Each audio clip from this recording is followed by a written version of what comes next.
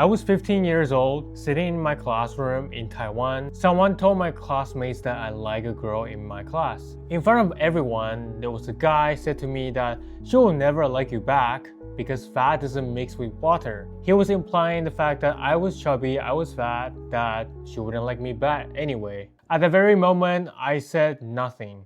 I just sat there in my chair and I felt insulted in front of everyone.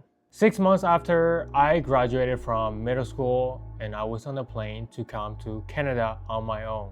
I came here alone, no parents, no relatives, no friends. I started from scratch. After arriving in Canada, I still realized I don't have the voice. And this is a story how I found my voice. In Taiwan, there was one thing that determined your value at the age of 15, which was that final exam of middle school. It was just one exam. If you score high, everyone's gonna love you.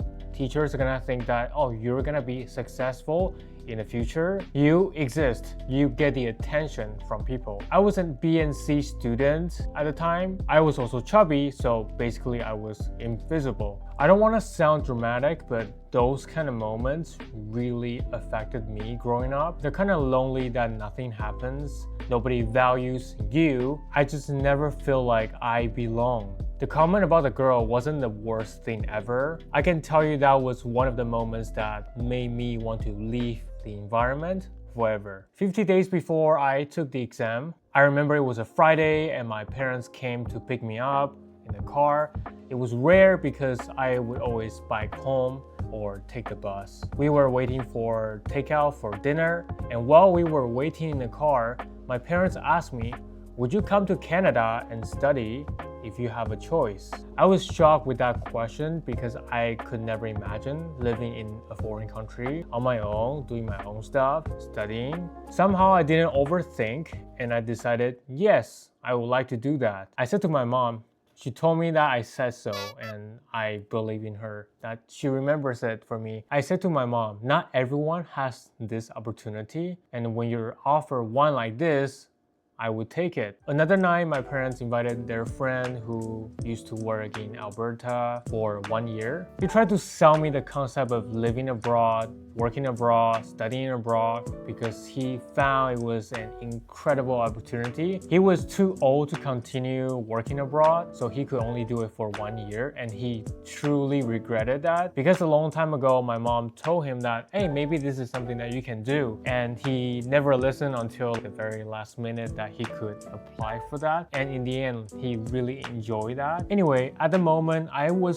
so sure that I wanted to take the risk. That would be the biggest risk I had taken in my life. Before I took off, I only told one friend and my teacher I was gonna study abroad in Canada, and they were shocked too, and I didn't say too much and I just wanted to leave. There are more stories to be shared, but I can't do it in this video. Just subscribe me for more. Fast forward to August 2017. I landed Canada thinking that, oh, I have escaped that environment. I'm in a new country, so I should be new as well, right? So I was wrong. The first few weeks, I had a lot of trouble. I couldn't talk to people. I couldn't understand what was going on in classes. I couldn't make friends. I couldn't order food. I didn't know what to say. I didn't know what people were saying because they were talking way too fast than I could understand. I had to rehearse a sentence over and over again just to remember what to say when I go to the counter. In classes, I still remember that I had 4 classes. I had English, which was for international students. I had math.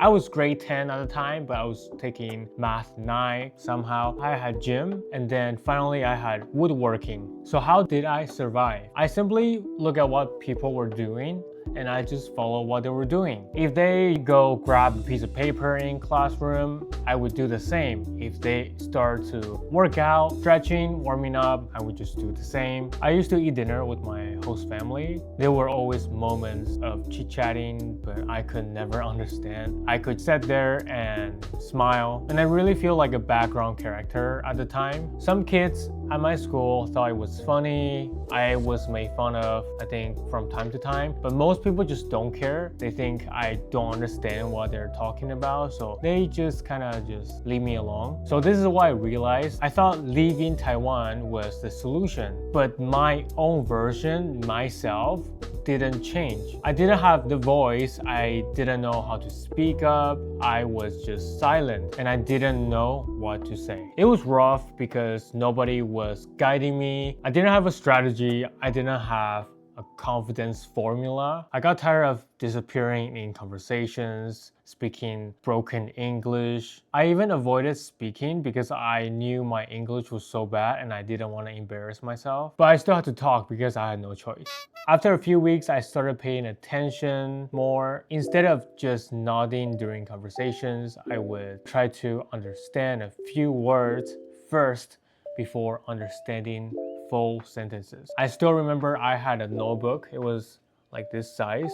I could put it in my pocket. I would translate every single term that I learned. And I was doing really well just putting every word down. I had almost finished the entire little booklet. I had probably over 500 terms in that notebook. By my third month in Canada, I could finally see some improvement. That was the time I could understand maybe 30% of conversations. I was definitely talking more, expressing more, but it wasn't a complete breakthrough. It was more like the ice just cracked a little bit more. Here's what I want to tell you if you're watching this and you're about to study abroad, or maybe you're already in abroad. When the environment changes, you have to change as well. Moving doesn't just fix all of your problems, it gives you an opportunity to do something different. When you're in a new environment, people are gonna see you differently. Nobody knows who you are, nobody knows about your stories, your background. So you're showing the new you, but how are you gonna do it?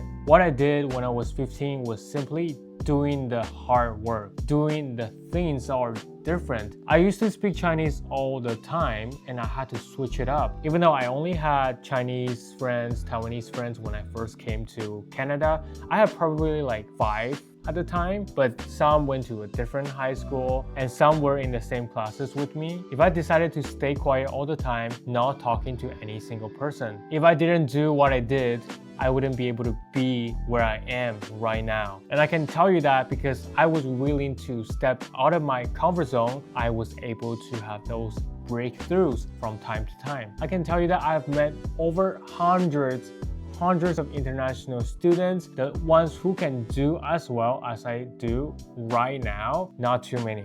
Maybe just a few, because they either stick to their groups, they don't speak English enough, they don't put in the efforts to understand the culture here, so they will never change. And if you're feeling invisible right now, I'm not gonna just tell you that everything's gonna be okay, one day you're gonna figure it out, but how exactly are you gonna do it, right? I think my biggest breakthrough happened when I was really willing to make mistakes. Even though personally I hate making mistakes, when I make a mistake, I am beating myself up. But then I had to change the way I see mistakes, because if I don't ever try to do something, there will be 0 mistakes. When you have 0 mistakes, it's bad. When you have 100, 200, that means you're actually doing something about it. It takes so much time to build something great, something that you deserve. If you're in the journey of living in a new environment right now, I was you. And if I could make it, you can as well.